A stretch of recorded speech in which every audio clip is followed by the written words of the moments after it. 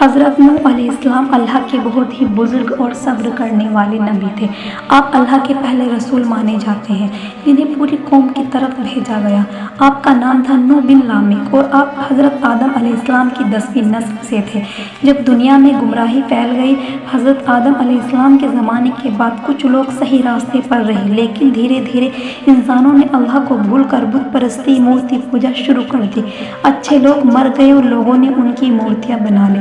شیطان نے انہیں بہکایا کہ مورتیوں کی پوجا کرنے سے برکت ملے گی۔ اس طرح شرک، اللہ کے ساتھ کسی کو شریک ٹھہرانا پھیلنے لگا۔ نبوت اور دعوت کی شروعات۔ ایسے میں اللہ نے حضرت نوح علیہ السلام کو نبی بنا کر بھیجا اور حکم دیا، اے نوح، اپنی قوم کو اللہ کی طرف بلاؤ، کہو کہ صرف اسی کی عبادت کرے، وہی ان کا رب ہے۔ حضرت نوح علیہ السلام نے ہر طرح سے لوگوں کو سمجھایا، دن میں، رات میں، اکیلے میں، سب کے سامنے آپ نے کہا، اے میری قوم، اللہ کی عبادت کرو، اس کے علاوہ کوئی معبود نہیں ہے۔ مگر لوگوں نے نہ مانا، انہوں نے مذاق اڑایا اور کہا، تم بھی تو ہمارے جیسے انسان ہو، ہم تم پر کیوں ایمان لائیں؟ حضرت نوح علیہ السلام کا صبر۔ حضرت نوح علیہ السلام نے 950 سال تک قوم کو اللہ کی طرف بلایا۔ جی ہاں، 950 سال، اور انہوں نے اپنی قوم میں 1000 سال میں سے 50 سال کم گزارے، مگر اتنے لمبے عرصے میں بہت کم لوگ ایمان لائے۔ کچھ روایتوں میں ہے کہ صرف 80 لوگ ایمان لائے۔ اللہ کا عذاب۔ جب اللہ نے دیکھا کہ زیادہ تر لوگ گمراہ ہیں تو انہوں نے اللہ سے فریاد کی، اے میرے رب، میں ہار چکا ہوں، تو میری مدد فرما۔ اللہ نے انہیں حکم دیا، تم ایک بڑی سی کشتی بناؤ۔ حضرت نوح علیہ السلام نے لکڑی کی ایک بہت بڑی کشتی بنانی شروع کی۔ لوگ ہنستے تھے، دیکھو، پہاڑ پر کشتی بنا رہا ہے، بڑھی بن گیا ہے۔ مگر نوح علیہ السلام نے صبر کیا، انہیں یقین تھا کہ اللہ کا حکم ضرور پورا ہوگا۔ طوفان کا حکم۔ جب کشتی تیار ہو گئی، اللہ نے کہا، ہر جانور کا ایک جوڑا، اور جو لوگ ایمان لائے انہیں کشتی پر سوار کر لو۔ حضرت نوح علیہ السلام نے سب کو سوار کر لیا۔ اللہ نے آکاش سے تیز بارش اور دھرتی سے پانی نکالا۔ آسمان کے دروازے کھل گئے اور زمین نے اپنا پانی اگل دیا۔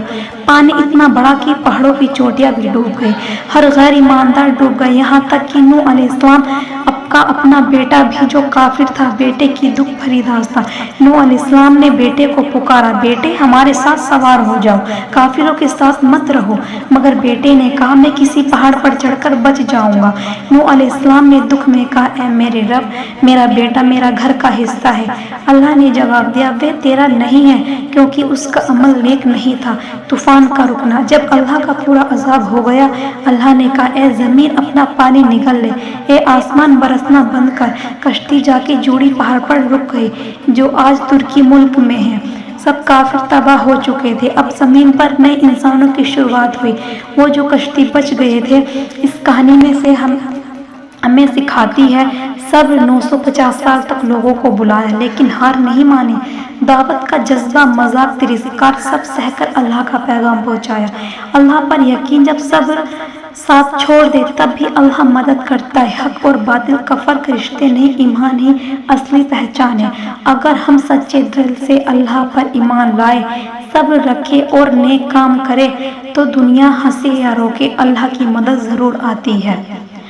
اگر آپ ہم سے ایسی ہی اسلامک اسٹوری سننا چاہتے ہیں تو ہمارے چینل کو سبسکرائب کیجیے اور ہماری ویڈیو کو لائک کیجیے اور کمنٹس کیجیے۔ اللہ آپ کو جزائے خیر دے۔